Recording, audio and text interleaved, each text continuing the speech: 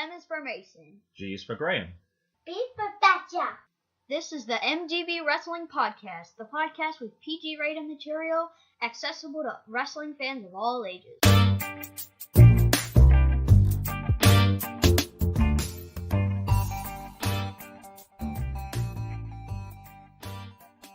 My name is Graham Bagshaw, and my co-host and creator of this podcast is proof that wrestling fans live with their parents.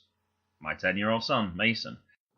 Alright, Mason, we had a few changes this week. At one point, it didn't look like we were going to do an episode at all. I didn't look like we were going to do an episode and we weren't going to do Good Cop, Bad Cop. It looked like we were going to get Matt Willis as a guest. I definitely wanted to do something this week. This has probably been one of the best weeks for Raw and Smackdown since we've been watching wrestling. So Definitely. Yeah, I definitely wanted to do that. Alright, let's get straight into Raw then. Okay, give us your third moment for Raw. My third moment is Lana has blue hair now. I couldn't tell what colour. I thought I saw some pink in there as well. But then when I saw her next to Oscar definitely has pink hair. And it wasn't the same. It's like reddish. I'm the wrong person to comment on colours I think you might have mixed her up with Liv Morgan. Oh, I might have done. Possibly. What's colour does Oscar's hair right now? It's like red, yellow. Oh, okay. You might be right. There was a lot of people in the ring. And it did get a little confusing. And then Carmella has different colors. Well, I assume she's got that then, because it's Team Smackdown, Team Blue. Oh. I assume that was part of the reason for her doing that, but I don't know. They have some pretty wacky hair colours. My number 2 moment is Nia's blow to Becky was brutal. It was, and there's a lot of talk about going on. I guess one of the questions is, do you think she meant to do it? I really don't think so. I think she meant to hit it, but I certainly don't think she meant to... Yeah, not that hard. No, I don't think she meant to hit it that hard. And like I just said a second ago, there was a lot of people in the ring. Or there's that much stuff going on, it's really confusing. Or if she actually did, that would have made sense for Charlotte not to be the captain. I can't imagine her getting injured deliberately. Yeah. And when Becky's your star, you don't just take your star off the roster as quickly as that. It was an unfortunate thing, but the after effect looked brilliant. All that blood. Yeah. I loved it, and you could see her rubbing her nose like all the time, and she carried on. I thought that was amazing. And then when she was carried walking on through the crowd, this fan was standing in the middle, so everyone had to walk around him. I didn't know why security didn't get involved for that, because normally if they got that many people there, you'd think they would have people like pushing him out of the way to make sure that. But yeah, he was stood in there. He got his moment of fame, but yeah, he was. Yeah, I didn't like what he was doing there either. All right, we're on to number 1 already. Yep, so Elias, instead of doing a song, he's on the ramp, and he's called, what was it that he called? On his phone? Yeah. Sorry, I thought you meant what was Elias called. I thought you meant like a nickname for a second. He called the Child Protection Services. Yeah, he called them, and then he said that Bobby Lashley kidnapped Lita Rush, and they asked how old he was, and then he said he can't be more than 10. And I actually picked that as one of my good cop moments, and I talked about that, and Matt said, "Oh, Mason must have loved that," and I was like, "Oh, he did." I thought it was really funny, particularly with you being exactly that same age. But yeah, no, I thought it was good. I didn't know what he was doing on his phone to begin with, but I liked it. I thought that was very clever. I'm trying to think. Did you have any honourable mentions for this one? I know we normally do 3, but sometimes we have extra ones that we think of. When Becky, in the recap, she said, like the Rhonda that she's her B word, and then they actually beeped out the B word. Oh yeah, and I asked you to write that down, and I totally forgot about that. And I noticed that when I was listening, and I meant to raise that with Matt as well. And that's kind of interesting. Now, my understanding was when they record, they have like a few second delay. And then if anything goes wrong, they can like edit it out or something, or they can cut it. But they deliberately left it in, but then they took it out on the replay. Now, the only reason I can think about that possibly is Raw is a show that normally goes out 8 until 11. And I can't remember exactly when she said that. Perhaps she said it after 9 o'clock. After 9 o'clock, there's different rules on television where you can say certain things. Now, with Hulu, though, obviously you can play that whenever you like. So you can play that at 7 o'clock in the morning if you like. So I'm wondering if that's the reason, that if you do the edited highlights, that you have to beep out the word. When you asked me last night, I didn't think about it at all. It was later that I suddenly thought, I wonder if that's the difference. So I'm not sure. Perhaps people can text us mention it to us on Twitter or something. But yeah, I'm not sure about that. But yeah, that was certainly interesting. There was a lot of things you could have picked for this one. I even ignored, on Good Cop, Bad Cop, I even ignored Dean Ambrose as well. I said I didn't want him to speak at all, and actually he did speak a lot this week. I was okay with that as well. He burned his shield jacket. He put it in a trash can. A bad cop moment, if I had been doing that, was he had his oil can where he was putting petrol on it so it would catch on fire. I've seen clips recently on that on Twitter recently. If you get any of that near a fire, it can come onto you. You can get set on fire. Car? And then when he actually threw it into the thing, nothing happened. That wasn't petrol. It was water. It was water, exactly. It didn't do anything at all. If it had been, it would have been like whoosh. Obviously for safety reasons they did it, but I didn't think it looked as effective as it might have done. It was clear that's not what he was trying to do. Stephanie was back as well. Braun had a big role as well. There was a lot of good things that you could have picked from this. It was really tough to try and narrow it down. Okay.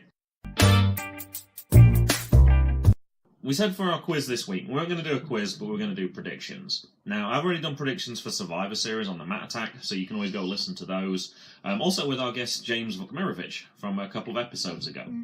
So he's on there as well. What I thought we would do is we would go for the NXT Takeover card. Now, it's kind of a small card, so it might be... This is probably going to end up a tie, because there's only 4 matches. I could probably guess who Jay's going to pick anyway, because he's probably going to pick the second person each time. But we'll see what we think, okay? All right, so I'm not sure the order of the matches. This is just what's listed on SCScoops.com, okay? Match 1. Undisputed Era versus War Raiders, Ricochet, and Pete Dunne. I'm going... This one's hard because... And just to let you know, obviously the Undisputed, it's all 4 of them. Yeah, okay? because they're trying to give them a push as, like, the best in the locker room. But then on the other hand, like, War Raiders and the other guys, they, like... Ricochet's a star. Yeah. Pete Dunne's a star. War Raiders have been getting... It's not easy. I'm trying to think. I think it might actually be, because the Undisputed Era have attacked the War Raiders so much, and then they've been talking trash. I'm going War Raiders. Mm-hmm. You going with the War Raiders? Yeah. Okay. Now, I don't normally play along with this, but I'm going to play along with this one as well. I'm actually going to go Undisputed Era for this one. I just feel that they've actually lost a lot of stuff recently. So Adam Cole lost his championship. I just think that they need something right now. So I think that they're going to give it that. Pete Dunne obviously still has his British championship. I'm sure Ricochet will get his chance at some point. So I'm going to go with that. But it's very close, I would agree. All right, second match. Tommaso Ciampa and Velveteen Dream. I thought it was Lars Sullivan. Not right now. It did say updated card. Lars Sullivan did win. Oh, this is the updated card, it says. Okay. I'm going Tommaso. No, also, you haven't seen NXT in a while either, though, so... I'm going Tommaso Ciampa. This is a tough one. That's what my brain says, but I can't help feeling Velveteen Dream is really popular right now. And I think this was actually... Wasn't this the first NXT Takeover we watched a year ago? The War Games? Yeah. I think we saw it. Yeah, it was of like the double ring. The double ring, and we were like, whoa. And I didn't remember it from... I think it was WCW. And I remember seeing Velveteen Dream. He just really impresses me. I've heard a lot of people on the main roster saying they want matches with Velveteen Dream. And I know he had that cheeky thing where he said, move me up, Vince, or whatever he put on his trunks. This is so close. You always think that Tommaso Ciampa could cheat as well. That's the other thing with that one. I'm going to go Ciampa as well, but I am really not sure on this one. That might be a bad pick for me. All right, next one. Shayna Baszler and Kairi Sane. This is a 2 out of 3 falls match. The other factor is Melissa Duke or whoever, and the other Jessica somebody. All the other people who interfered in the last match, yeah. Are they going to be there to interfere? I think were Ronda in promos. Rousey might actually be there too. I was actually a little bit out. I saw the episode from last week, and they were there, and they were talking about it. When's Kairi Sane going to evoke a rematch clause? And the general manager walked in, Regal, and said she's just evoked it. And they were all there at that time. So they're definitely going to be part of that match. Shayna Baszler. And I think for that same reason, Shayna Baszler as well. I know Matt thinks there's going to be a part where they get the original 4 horsewomen and the MMA 4 horsewomen moving up at the same time. I think that's something where they're going to push Shayna as well again. I'm going to go Shayna as well for this one. And last one, Johnny Gargano and Aleister Black. Aleister. Whoa, wait. Oh. He got attacked, though. He's back from that now. I know. He wants revenge for that. Yeah. That's why I think he's going to get too cocky and Johnny Gargano's going to win. And you answered instantly on this. Now, almost every single one of these, I've hesitated, because these are so close. And I think that's what makes NXT so exciting. There's no obvious matches. You could give... If you asked me to justify any of these people, I could defend any of them. I've gone the same with you for almost every single one. Wow, this is really difficult. I wonder if this one might even be a DQ. I wonder if somebody could come and interfere in this one. I'm going to go Gargano. It's a tough one. It's very close. Whoever... It's on the first match. Yeah. Pretty much. We'll see what Jay goes with. In theory, Jay's going to go with War Raiders, Ricochet, and Pete Dunne, so he'd agree with you on that one. He's going to go Velveteen Dream, which is totally against what we said. He's going to pick Kairi Sane, which is totally against what we said. And he's also going to pick Aleister Black. So between the three of us, there's going to be some big differences in scores. It's going to be close between us two, though, because obviously we picked pretty much the same results. And we'll record Jay's picks later, and we'll see if he is as predictable as he normally is. He might pick Adam Cole, unless I read it as Undisputed Era. I think you should read it as the people. Okay, but then that's too many for him to remember. Oh, yeah. I could just say, because he's not going to remember all those names. I think I'll just say Undisputed Era versus War Raiders.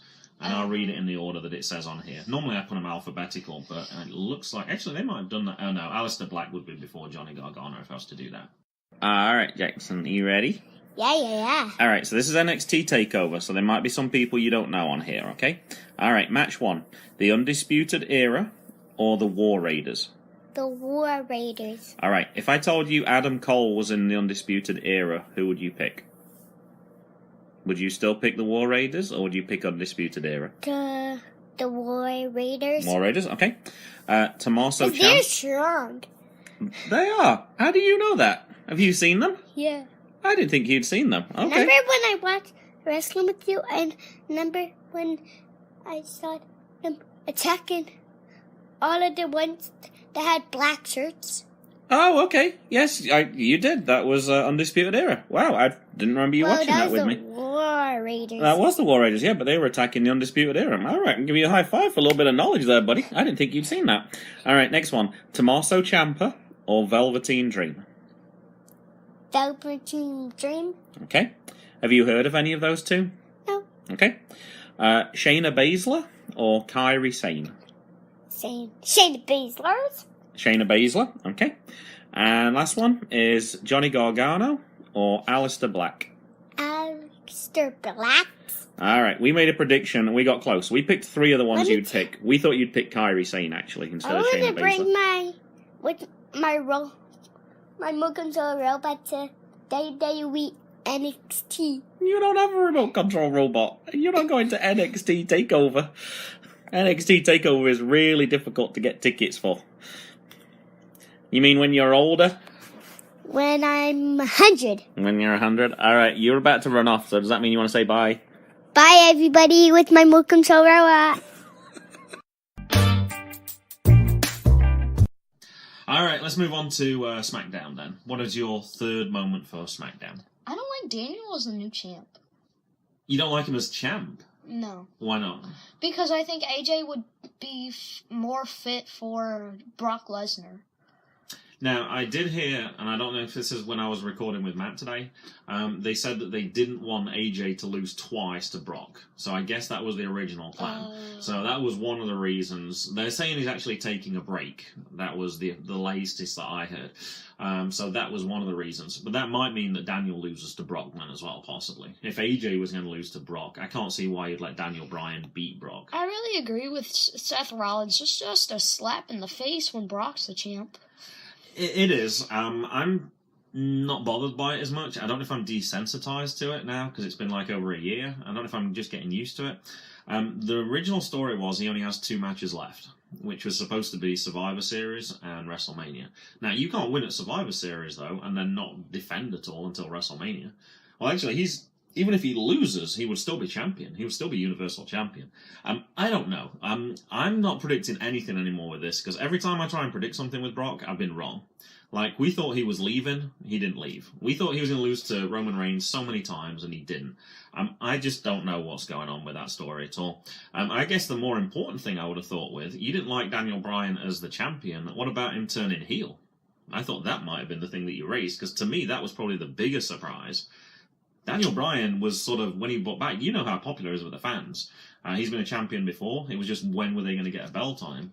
I was just surprised it was a heel turn. I kind of like the, I'll punch you in the face if you say my name again. That kind of like reminded me of The Miz a little bit. There was it Brie threatened to, punch him in the face? AJ brought that on himself, because he was very sarcastic with it. And he's like, oh, so even if I say I fought the best person in the world, like Daniel Bryan, he said it in a nice way, but it was the way he said it. Yeah, but at the end, I was surprised. After he won the championship, I wasn't expecting him to start kicking on AJ and stomping on his head. Yeah, I don't know. There's a lot of people who have turned from face to heel, so I don't know. It seems to be, they've all seemed to work pretty good. I asked Matt this. As so many people have gone from face to heel, who do you think is going to go from heel to face? Because otherwise there's going to be too many heel characters. Any ideas? This is a tough one. I asked Matt because I was struggling. I can't really think of any obvious ones right now. After Drew McIntyre is done with the Angle Balor thing, I think he could. Okay. And then become the champ. Okay. I think he will definitely become champ at some point as well. I think that's definitely a good one. Or Bobby Lashley could become champ. Yeah, he's just gone, well, I don't know, he's just gone so heel recently, but yeah, you never know. Showing his behind to the crowd and flexing a lot. Yeah, it's certainly possible that he could turn as well. But he was like the Rusev, he just wants to hurt people just for the sake of it. Somebody pointed out, Rusev's not even in Survivor Series at all. I don't know what's happening to him. He seems to get a push one day, and then the next day they'd ignore him. I don't know what's happening. It looks like Lana gets more time than Rusev right now. Lana's on the team, isn't she? I think so. Aiden English disappeared. That story never really materialized either. He's another one who just disappeared. Yeah, you never know with WWE. I think they start some things, and then they just end it. Is Andrade Cien Almas? He's not on the team, no, because he lost to Jeff Hardy. So Jeff Hardy got that place. So, but no, but he's certainly a good character. I think he could go either way. He could be a heel character or he could be a face character depending on what they want to do with him. I think Zelina Vega, is it Zelina? Zelina. It's like with a Z, isn't it? Zelina Vega is probably a better heel, I think. So that's another one who's probably going to stay heel. All right, what about your second moment? So Charlotte takes Becky's place. She did. So I thought it was really funny that Becky she said that Ronda is like the luckiest whatever she said on a couple weeks ago. Good job of keeping it PG. Yep. I thought that was really cool. And like she's the man, like she's trying to put herself over as. I think she carried it there. And she told Charlotte to keep doing what she did, even though they had their matches in the I'm done with your friend, and then she just hugged her at the end. I thought she would have just said it to her. I thought she might have actually just gave her the belt, too. I don't know what's happening with that. That was a strange one. I was surprised she hugged her. Yeah. In terms of who's going to give Ronda a good match, I think Charlotte was probably an obvious one. Oscar probably would have been an outside pick, probably 6 months ago. No, I looked at some of those. She's already on the team. I didn't think Naomi would either. She can't pick somebody that's on the team. I was also kind of surprised, and I was glad Becky came out, though. I was kind of surprised they let Becky choose. I thought they would have let the team captain choose, because that's really a role for them. They don't have a team captain. Oh, they didn't pick one? No. I thought they had one. No. Oh, okay. I know Alexa's the team captain on the other one, and I know for the men they have their captains as well. Oh, okay. I wonder why they don't have a captain then. Because they wanted Charlotte to do it. But then she said she's not fit for it. I thought we talked about this last week. I thought then Charlotte did take up the captain. No. She wasn't on the team. Okay. Yeah, no, I have no problem with it. Who do you think's going to be the captain? I don't even know if they're going to bother at this point then. If they don't have a captain by now. What does the captain actually do? I don't remember. You pick the teams and you're you've fighting. Already picked them. You've already picked them. You fight them too. I understand. You're actually in the match, so. Okay, so they still have that one mystery person then on the team. So that person has to be captain then. Yeah. Okay. So they don't actually decide like who goes in the ring first or anything then. I don't think. Okay, so it doesn't really mean that much anyway. So it might. I feel like it might be some classic one. A classic one. I was trying to think, who could it be? Like, Lita. Well, they're Raw right now, or they were. So I don't know if Lita or Trish would, unless they only had one match, I think it was. But yeah, one of them's going to split up. Yeah, I don't know. I was trying to think of who else could it be except for, because I thought a classic person as well. And Lita and Trish were the only names that sprung to mind instantly for me. I couldn't think of anybody else. Tori Wilson?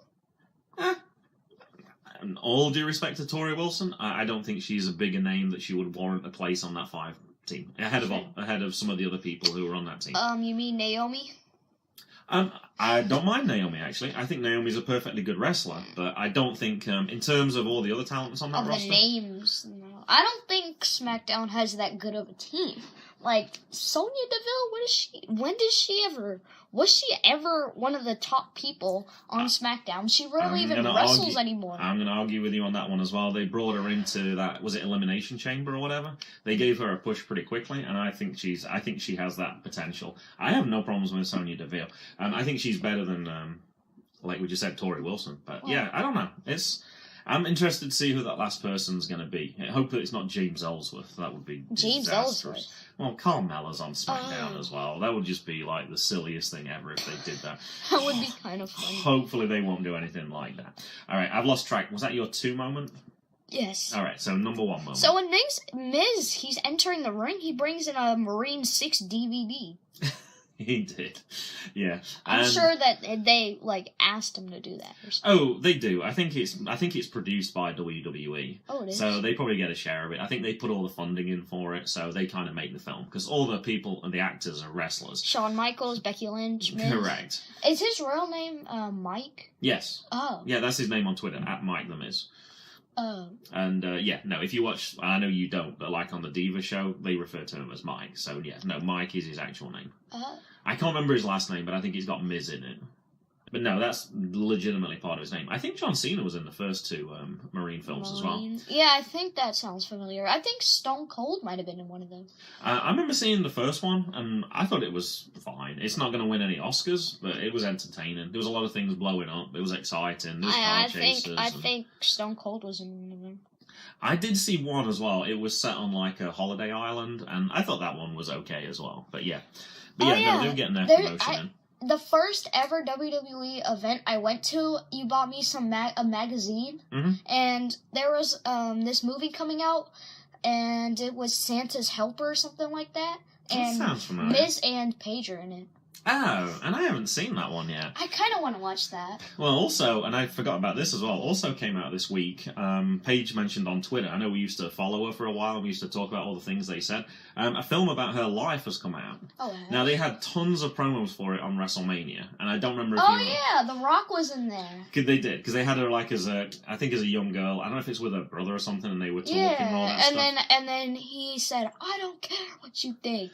Correct. So that's a film that I'd also like to see. Yeah. I'm not sure what rating that is. I want to see that too. I don't think it comes out, well, certainly in England. I think it was PG-13. In England, it sounded like it was going to be February. Sometimes films come out earlier in the UK, in the US than the UK, but I don't know. With it being Paige, I don't know if that has more appeal in England, with it being from England, or in the US because of WWE. So yeah, there's a few films that have got wrestlers in. Mm-hmm. Is there any other ones that you've seen that you can think of? I like The Tooth Fairy. I think that's the one film that The Rock regrets, actually, from everything I heard. Why? But I thought it was a fun one. It doesn't fit in with the rest of... If you look at the rest of the films that Rock's done, they're all big action stars. But he's a hockey player. I understand that, but I don't know why he should be embarrassed. I don't know if he was embarrassed by it, but I thought it was a good kids' film. Yeah. I thought it was entertaining. It was funny. Did Jackson watch that one too? Yes, but sort of. Until he hit me in the head with a hockey stick. And then he lost his video? Yep. Alright, okay. No, I remember watching part of that. I thought it was fine. It's a holiday film, it was partially. Funny. I know losing your tooth isn't specific to a holiday, but it just fitted in with that holiday theme. I thought it was a fun one to watch. I'm trying to remember what things I had for this one. Let me have a look on my notes, and then I can always edit this out in a second. I thought he was in, like, another film where he was lost somewhere, and then I remember just seeing a clip of it. Treasure Island, something like that. Yeah, I didn't have much, actually. I got one moment. I know you said you wanted in on Devil's Advocates before. Uh-huh. Did you want to try one today? Sure. I had one that I couldn't use with Matt because he had already mentioned this.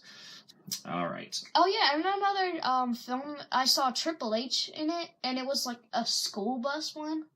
But Mommy said I couldn't watch it because it was rated PG-13. Oh, I have no idea what that one is.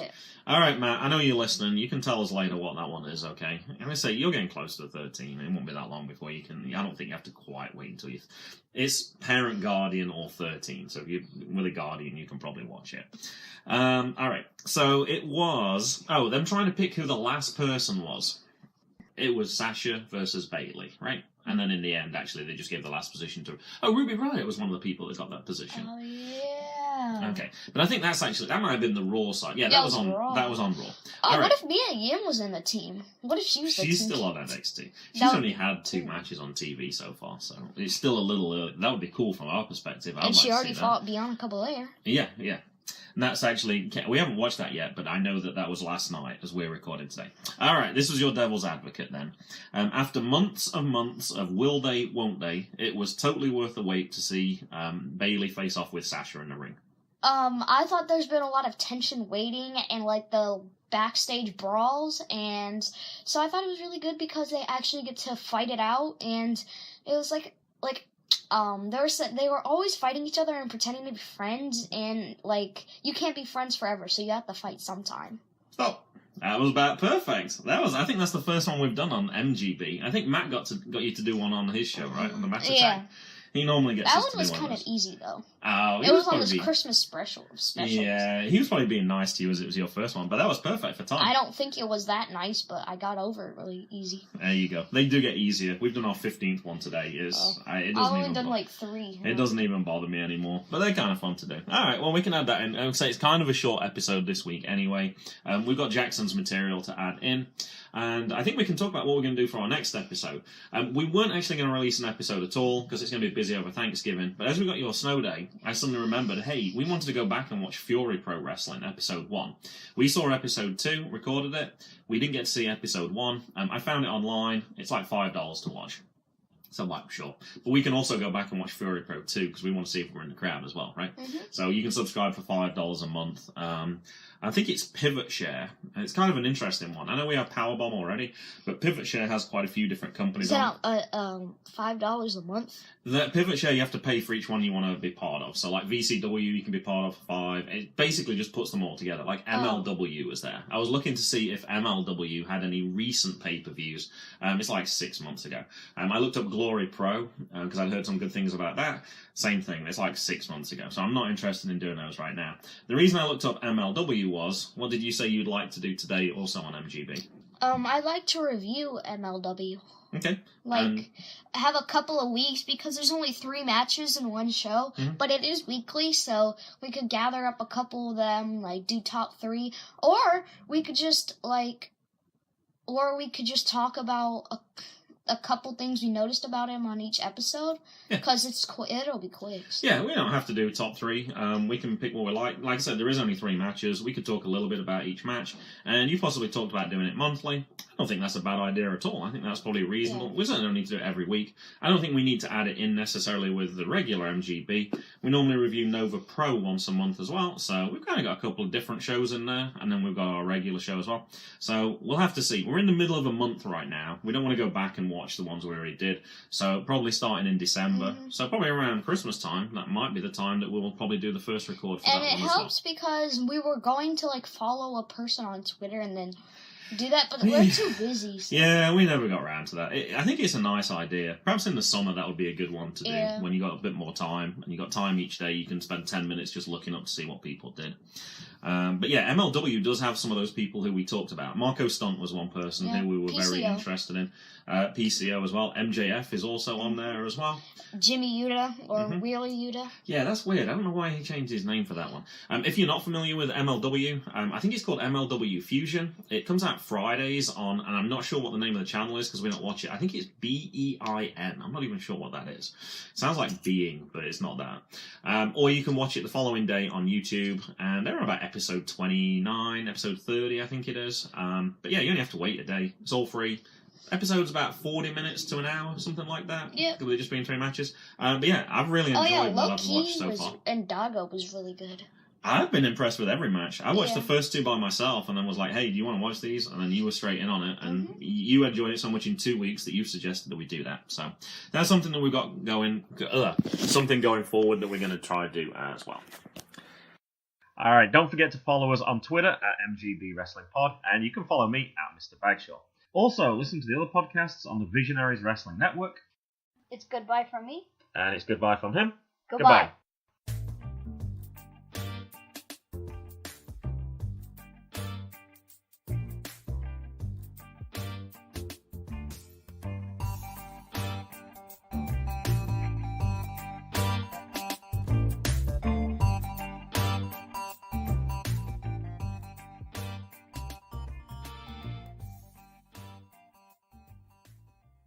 The music was ZigZag by Kevin MacLeod at incompetech.com, licensed under Creative Commons by Attribution 3.0, http://creativecommons.org/licenses/by/3.0/